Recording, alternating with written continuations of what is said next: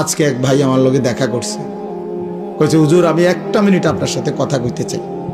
আমি চিনতাম তাকে, মোটরসাইকেল চালাইতো, ব্যবসা করত, সারাটা ক্যান্টনমেন্ট ঘুরত, সারাদিন পরিশ্রম করত।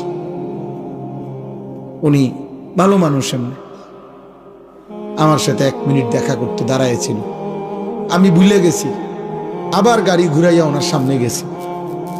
বললাম কি সে ভাই? কয় চেহারাটার দিকে তাকাইয়া বলল যে হুজুর আমি মনে হয় আর বেশি দিন বাঁচবো না, আমার এমন মারাত্মক রোগ হয়েছে যে আর বেশি। উনি একটা কাগজ দিছে, আমার ছেলে মেয়েগুলোর নাম আপনার কাছে দিলাম, আপনি একটু দোয়া করেন।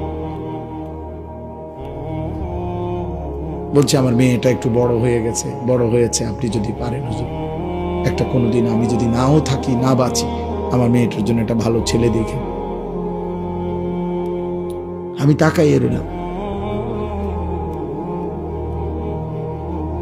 এই জন্য দোস্ত থামাই দিবে তোমারে। প্রতিদিন কেউ না কেউ থেমে যাচ্ছে, অনেক আনন্দ, অনেক হাসি, অনেক ফুর্তি, অনেক সুস্থতা থেমে যাচ্ছে। তুমিও থেমে যাইবা।